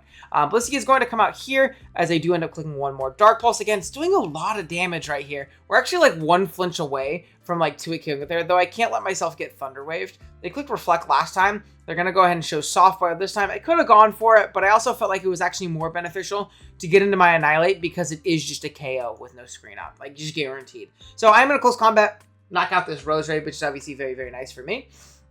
Down it goes. I'm going to take a little bit of Life Orb tick as Roaring Moon comes out, and this is going to be a tough position. We're going to go into our Screamtail here, really, really hoping for a Choice Variant. Knockoff does way more than I would like it to, as I am going to pivot through Annihilate, hoping that they double out. They are just going to show the Iron Head, which isn't great for me. I'm going to pivot through my Darkrai here, get knocked off. Lots of chip happening, unfortunately. Lots of chip happening. So Blissey is going to come out. I am going to go ahead and click on Ice Beam. We are not going to get a freeze, unfortunately, though I am going to trick away its leftovers. Now, we can't make it a spec set, but we did take away its leftovers on a teleport. You'll also notice that it is shown Reflect, Teleport, and Soft Boiled, meaning that if its last move is Seismic Toss, it cannot hit us. If its last move is Shadow Ball to hit the Annihilape, it cannot really hit our Darkrai. So, all good things to know. I am going to pivot into my Scream Tail on a U-turn here, basically trying to sack it off, as Roaring Moon is going to come out. Once again, just going to have to sack this guy off. There's not much I can do otherwise. Darkrai is going to come out, though, and being that this isn't Choice Scarf, I'm going to be able to outspeed it always and threaten it that way. Ice Beam's going to pop, do 12% to this Blissey. Really start to chip it down as I'm going to get into my Rotom here. My main goal here is to try and get off a Pain Split on my opponent. They're going to make a good play identifying that. I'm actually going to lose health on my Pain Split as they go into their Victini. Pivot hard Darkrai on a Psyshock.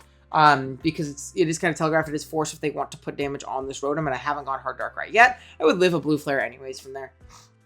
And so I'm going to go ahead and click Dark Pulse once again, chip this thing down. As Annihilape is going to come out once again, we really force like teleports every time on this thing, or they're in a really terrible spot. Now the only issue is this Roaring Moon being able to come in pretty consistently. Now due to our leftovers, we got healthy enough to where I felt comfortable switching in on a knockoff one more time. It's tough to lose said leftovers, but you know, what can you do? We Ice Beam on the Scizor coming in.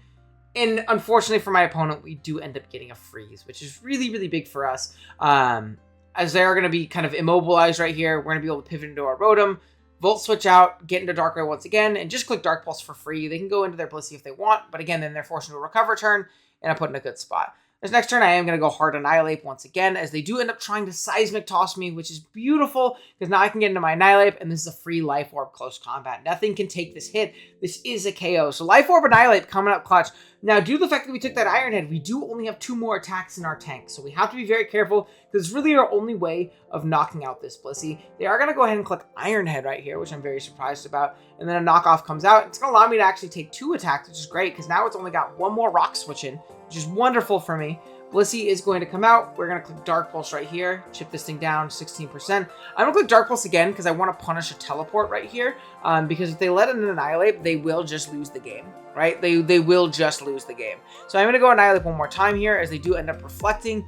But that's not going to be enough. This is Life Orb close combat. And it's going to be plenty enough to kill a Blissey from 60%. And being that we knocked out the Blissey, we don't need our Annihilape anymore. Out comes Roaring Moon. We just prevent a Dragon Dance. We do that by just close combating. Thankfully, they don't click it, or they aren't going to be able to click it. We'll be able to Ice Beam, and we'll knock them out. So we bounce back. We get a win after 2 straight losses in what felt like one of my worst matchups I've ever played in Pokemon Draft history. I mean, this one was absolutely brutal, on top of the Rose Raid debacle. So I thought it was a very fun game, but man, that was silly. And I'm glad we handled it. So yeah, let's jump into playoffs. Alrighty, it's time for our first round of playoffs, and we have a familiar face right here. You can't see his name because my face is in the way, but we'll show you real quick. This is going to be Amel, our goat, our little French friend. That's my goat. He took over a team this league after like week 3 that was not doing good, and he made some wonky Amel changes to it, and performed really well with it, and he ended up being our first playoff opponent. In like Octo Finals or something like that. Like it was like a play-in game basically because we lost 3 games, both of us. But Amel's got some threats. Mega Medicham? What does my team do about a Mega Medicham? Just a quick question. I'll give you a couple seconds. The answer's nothing. Nothing. Right? So, really good against these balanced, bulky, slow teams. Then we have Dracovish. What does Dracovish do against balance? Murders it. Staraptor, whatever. Slowbro is a really solid Pokemon into our team. Actually, no, I take that back. I think Slowbro is actually really bad here, and I was very surprised Amel brought it. Maybe it's some kind of like offensive Trick Room variant, something similar, some weakness policy stuff, who knows. King Gambit, what does King Gambit do to balance? Murders it. And then Hisuian Typhlosion is also a really big issue. Really big issue. My fire resist is Rotom-Heat and Blastoise. They don't take those hits very long, right? So if Amel can keep hazards off, Scarf Eruption is very powerful into our team. So we have a pretty cool squad here, though. Really offensive compared to our other builds because it kind of forced us to. First up is going to be Darkrai, where Dark Pulse, Focus Blast, Sucker Punch, and Sludge Bomb. We're just Black Glasses, 4 attacks. I really like the Black Glasses Sucker Punch for things like the, what do you call it? For things like the Hisuian Typhlosion, for even weakened Staraptors and things like that. If they're low in Scarf, I think it's a nice tech to have. I was never clicking Nasty Plot or anything like that anyways. Don't need any other coverage moves. Pretty strong here. Then we have Cartana. We are just Scarf. Again, solid Starter in this game. It gives us something guaranteed faster than Scarf Staraptor and Scarf Typhlosion. Solid coverage all around. It is a little bit hard to lock, but what can you do? That's Cartana.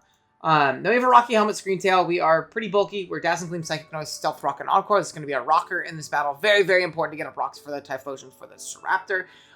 Helmet to punish physical attackers, and then Encore for things like King Gambit if they're trying to set up a Swords Dance. Then we have a very bulky Mega Venusaur. This is going to be our main answer to Pokemon like Dracovish, and it can also somewhat soft check King Gambit if King Gambit is not a Swords Dancing variant, because we can Leech and Synth on it pretty comfortably. But it is very heavily taken advantage of by Pokemon like Staraptor, Pokemon like Mega Medicham, things of the sort, so going to have to be careful about how we handle that. We have a Rocky Helmet Ting-Lu. It is going to be Earthquake, Ruination, Spikes, and Throat Chop. This is going to be our lead. It's a very good pivot into the likes of King Gambit. It soft checks Pokemon like the... what do you call it, Hisuian Typhlosion. And it can even take a hit from something like Medicham and hit it very hard in return. Then we have a Scarf Annihilape. It is going to be Shadow Claw, Close Combat, Rage Fist, and U-Turn. Really strong here. I actually really like the combination of my stabs a lot. And Amel's been bringing a lot of Intim Staraptor. And I believe he had something else on his bench that also had Intim. So I wanted something for that as well. But yeah, let's go ahead and jump right into the battle itself. You're going to see Amel is going to lead off with the Ting-Lu, and I'm going to lead off with my Screentail. A little bit of an unfortunate lead for me. I really wanted my rocks, but I also don't want to just sack my Screentail right away. We're going to take a knockoff, which, by the way, I think it's very funny. This guy gets to click knockoff in this gen. And he kind of took a page out of my book and ran NASCAR King Gambit, because he is actually going to outpace me and taunt me, which isn't going to allow me to get up my spike right here. A little unfortunate, but what can you do?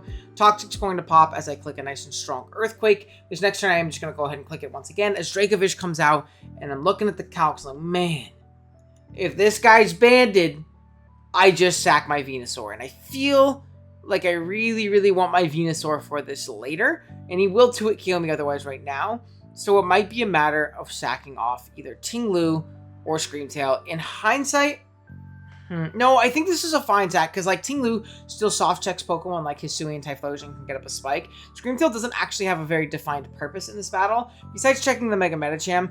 So maybe that's not right, because Screentail is going to be our main Mega Medicham check. I don't know. We were put between a rock and a hard place, basically give a KO to Dracovish, and I decided for it to be Screentail. We do just die, which is crazy, by the way, because we were very physically defensive. I'm going to get on a Venusaur this time, though. Click Leech Seed on the King Gambit coming in. And obviously nice. I'm going to pivot into an Annihilape. If they want to knock off, they can, but it also cover an Iron Head. I want to get a little bit of a Rage Fist proc, and hopefully chip things down. Next up, Mega Medicham's going to come in. I'm going to force it out here. Maybe they're worried about Pyalpa. Maybe they're worried about just Shadow Claw doing a ton of damage. Regardless, they're going to pivot into Staraptor, and they're going to show Intimidate. And I was like, ha! Amel, you silly goose. But then he did the thing where he was like, no, actually, I Mirror Herb. I wanted to do that. So he has a +2 attack Staraptor right here. Thankfully, I U-turned on that turn, expecting him to want to like not sack that off. So I'm going to be able to get into my Darkrai for free, and Dark Pulse would have done enough to KO that thing from 80 because it's Black Glasses and really strong. So we do 2-hit KO the King Gambit sack on the switch in. Out comes Mega Medicham as I am going to pivot into my Annihilape, assuming that they are going to Drain Punch there. I'm going to click U-turn one more time. Maybe he's deciding, okay, I do live this hit, so I might as well. Ting-Lu is going to come out. Psycho Cut's going to pop. Now, part of me is like, do I go back into Annihilape? No, I don't think I can. As I do end up taking this hit really well because I am going to be a helmet set. And I do get up one spike, which is really nice and chipping down a lot of these big threats as they do end up going down. But because I did an Earthquake there, I think it was a poor play. Because now the Shadow Claw is just not going to be enough to KO here. As I do 82, which is a lot of damage, but we do just die. So we lose 2 of our Scarfers. Now, I will say, look at Darkrai now, though. Darkrai looks incredibly potent at this point. I Dark Pulse and KO this. Out comes Slowbro. And I'm like, okay, I don't think it matters if they're Trick Room. I'm just gonna have to pivot around between like stabs and try and handle this thing. Like go Venusaur, then come back into Darkrai and Psychic and things like that. But I'm just gonna Dark Pulse, and you see I do get a crit. I don't remember if he was Weakness Policy, but I do know that he was Trick Rooming there. So just something to keep in mind. I'm gonna click Dark Pulse again, and the Staraptor coming out. It cannot KO me with an Acrobatics coming back. Click Dark Pulse one more time. Down it goes. And at that point, if it does KO me with a close combat, it's fine. Because Scarf Knockoff does win the game. Like, very soon. Like, guaranteed. So, Mega Medicham's going to come out. I'm just going to click Sucker Punch. Avoid getting hit by a Bullet Punch or anything like that. I did the Fig Out from there as well. Out comes Hisuian Typhlosion. Once again, just another Sucker Punch. If it is Scarf, I don't want to take a hit for no reason. And just die to, like, an Overheat and put myself in a bad position. Now, Cartana's going to come out. Get off a Knockoff. Knock off the Scarf.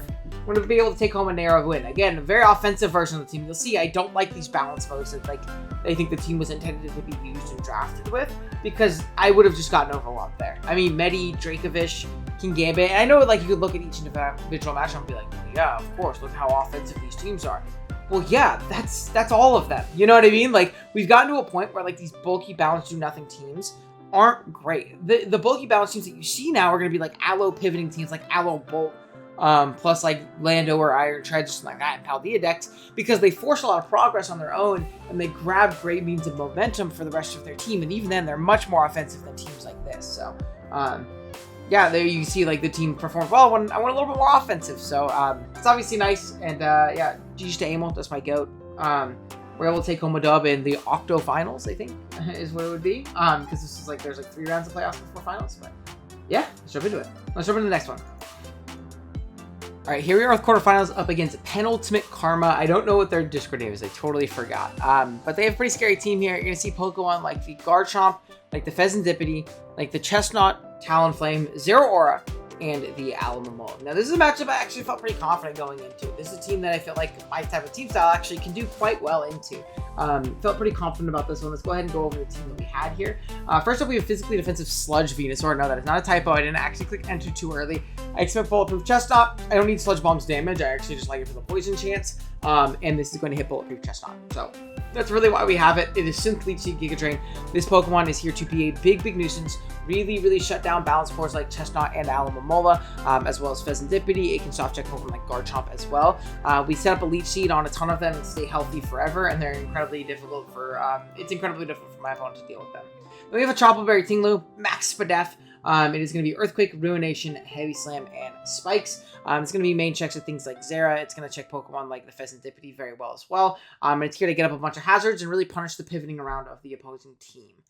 Then we have a Protective Prats Cartana. This is going to be our main win condition. Again, we are rocking with a speed boosting set. Speed Boost Cartana. I think it can work this game. The only thing we need to do is we need to severely chip down the Talonflame. If we can severely chip that thing down or knock off its boots early in the game while rocks are up, making it very low, we can really win with this Pokemon. So it'll either eliminate Talonflame or chip it down to where it can't switch into us before we get a speed boost. And if we can do that, I think we're going to be in a pretty good position with this set. Leaf Blade, Knockoff, Sword Dance, and Smart Strike. Pretty simple. We can SD on a ton of things, whether it be Aloe, whether it be the Chestnut, even actually, like we can totally take that hit if it's low and then kill it with +2 Smart Strike. We can SD on a non-Heat Wave Pheasantipity. And we have a Scarf Darkrai. It's going to be Scarf Trick. I like having a Scarfer faster than something like a +1 Garchomp, as it's actually very threatening to my team. I like being able to trick Pokemon like Pheasantipity, Pokemon like Alamamola. Really, as those are the only switch-ins, it's probably going to be a Pheasantipity. So if I can trick that thing as Scarf, it can really facilitate a Kartana endgame later, because it's going to have to lock into a stab potentially. Then we have Screamtail. It's going to be a Rocky Helmet variant. Dazzling Gleam, Thunder Wave, Stealth Rock, and Psychic Noise. Good into these balance teams, right? We passively chip them down. We Thunder Wave and slow things down and, you know, make it to where they can't move for certain turns, allowing us to position advantageously. And we get up Stealth Rock for the Talonflame we're trying to knock off. Then lastly, we have a very bulky sub-bulk up Annihilape Voracious, bulk up, Drain Punch sub. We can sub on a ton of things. Pokemon like Chestnut, Pokemon like the Alamamola. And if we get behind a sub, it's actually very difficult for my opponent to handle this. It either has to be Pheasantipity, which makes Darkrai incredibly powerful, or it has to be the Talonflame, which makes Cartana incredibly powerful. So let's go ahead, jump into it. Ooh, wrong button. That was my face. There we go. All right, there we go. Cool, let's go ahead and jump right into it. So we are going to see a Talonflame lead. I'm going to lead with my Screamtail. I am just going to click Thunder Wave, not worried about Garchomp coming hard in on me as Aloe does come in. And this is actually a great para for me because now this thing's going to be like forced to like not get off the attacks it wants to throughout the course of the game. It's going to go ahead and knock off my Rocky Helmet, which is a little bit annoying. I didn't think a knockoff would come there considering I have a Venusaur, but regardless, it's fine. I'm going to be able to get into Venusaur, trying to pop this Mega if at all possible. They make a good double into their Pheasantipity trying to pressure me that way. Double into their Alamamola here as I go into my Venusaur. And I'm going to get off my Mega right here and just click Leech Seed. Unfortunately, it's not going to hit the Chestnut, but this does show me that they don't think I can hit them and that I would have brought in Sludge Bomb for this. But no, we read the abilities on the prep sheet as they do take a ton of damage just to get up a Spike, which isn't that worrying for me. You see, this is like Max Spadef Pheasantipity clicking Dual Wing Beat. But it doesn't actually do anything to me while I don't do anything to it. I can just leech it and really chip it down and keep it low. they're going to go ahead and pivot out into their Alomomola here. Really like playing with fire every time I try and like attack into them. Unfortunately, we're going to miss this lead sheet as they're just going to be able to flip turn this turn. Didn't think they would want to flip turn considering I could just hit them with a hard Giga Drain, but I also have to scout for the potential like Mirror Coat that can blow me up. So I'm going to lead sheet again. We got to be careful. We can't throw out too many and like get rid of like all of our lead sheet PP, as they do go ahead and click a flip turn here. That's fine with me though, because I'm getting a lefties plus a Rage Fist proc, which is nice. Out comes Scream Tail on a Will-O-Wisp. Totally fine with me. I was trying to get some Brave Bird chip, but no worries at all. Out comes the Aloe. I believe I do just click Psychic Noise. It won't be allowed to wish if it was wish, but 9% tells me that that's probably Assault Vest, especially because it took rocks. So I'm going to pivot out into my Annihilape. They do fortunately get paired, and this is the position I want, because now I have 100 base power Rage Fist in a free substitute. There's nothing this Pokemon can do to break my sub, plus they're playing with Paras. So out comes the Talonflame right here. As you're going to see, it's actually mono Flamethrower. So I hit it with a really strong Rage Fist, only do 38, showing it's very physically defensive. That's completely fine for me, because I can sub again on this next turn on another Flamethrower, and now I can start bulking up a little bit. And I'm totally fine with giving up my Annihilape if it means that my Cartana can win the game a little bit later on. As you're seeing too, this Pheasantipity might not have any special attacks, and that might really be able to help myself out. As I do crit and kill this thing, it would have been a 1v1 anyways. They get a burn on the Rage Fist, which is actually huge for them, because otherwise I think I do just like get like 3 more. But I don't think the burn or the crit matters as much, because it chips it down. I 1v1 that thing no matter what anyways.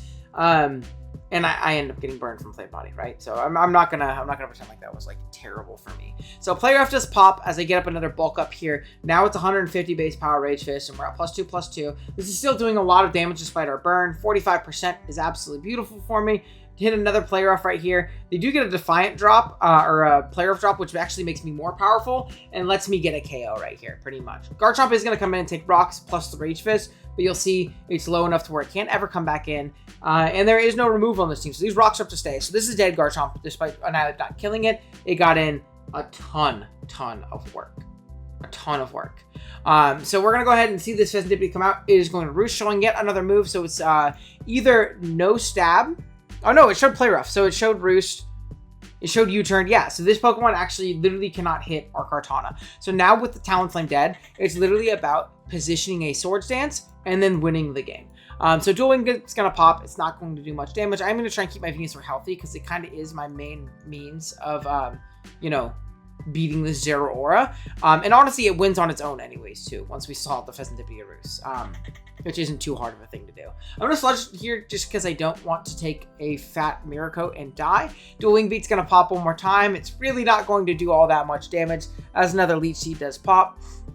U-turn's going to come out here. I'm trying to force into a turn what it needs to recover. As you see, Giga Drain does absolutely nothing into that max but FAV set. We Giga Drain again. We really want to force this thing into a Roost turn, because once we can do that, we can get into Cartana and the game will just be over. So I'm thinking that's going to be right here. If they're going to recover, it's now, as they do Roost up, trying to stay healthy. Cartana comes in at full HP with Leech Seed up. So this is the freest Swords Dance of all time. We're going to go ahead and click it right here. Chestnut is not going to be enough to take this thing on at +2, even if we are timid. We're going to go ahead and knock it out, get our speed boost, and Zero Aura does just die after rocks. So despite, again, being timid speed boost, we finally got it to work for you guys, which is cool, because I know we brought it a couple other times, and it didn't work at all. And we're going to be able to knock this thing out, and yeah, that's going to be game. Cartana was positioned well. Obviously, like, pretty unlucky for the opponent, them getting crit, but again, I think it kind of sped up the inevitable. Once they were willing to give up their Talonflame, they set up this Cartana endgame for me, really. So, yeah, we'll take it. It's a quick one. We move on to semifinals here. All right, here we are, semifinals. We're up against Voltergeist here. Really scary team. We have Pokemon like Tornadus Therian. We have a Latios, an Iron Treads, a Mega Gyarados, which, oh my god, that thing's scary. Really scary for me to deal with. A Volcarona, which is also really threatening into my team in particular, because we didn't bring Rotom, because Rotom sucks. Even then, Rotom can lose to a lot of different Volk variants. And then we have a Mimikyu, which you can see it's a really cool set here. But even SD was actually pretty darn threatening into my team. And the set they brought here was also pretty darn threatening in my team. The main issue with this matchup is like the physical offense overload mode that I was worried about going into this, of like Iron Treads plus Mega Gyara plus the Mimikyu. I have a physically defensive Mega Venusaur, but that's not enough to answer all those things. And plus, we're playing into Pokemon like Latias, Torn, and Volk. So like, there's a lot of pressure on Venu. Venu can't stick on the field for as long as it did in the last game. It doesn't wall everything. It just does well in the physical attackers. Plus, he can use one to break open for the other. So I think it's a really scary aspect of this team. Let's see what we have here. As we mentioned, Fizz Def Mega Venusaur, Giga Drain, Sludge Bomb, Toxic Synth. Pretty simple. Getting Toxics on Pokemon like Latias, on Pokemon like Tornadus, on Pokemon like Volcarona on the switching is really nice. Even Toxic Pokemon like Gyarados and Mimikyu. Not really Mimikyu. We kind of want to attack that thing and break its disguise, but if we can Toxic it afterwards, it's pretty good. Max Speed F Ting-Lu. This is our Volcarona answer. It's Max Speed F, so Bug Buzz is not very effective. It also checks Pokemon like Ting-Lu very well. Like Latias very well. We are Earthquake, Ruination, Stone Edge, and Spikes. It also checks things like Tornadus. For Stone Edge, for that bug flying core of like Torn plus the Volk. We're not Whirlwind on this set. This might be a throw over Ruination. We'll see.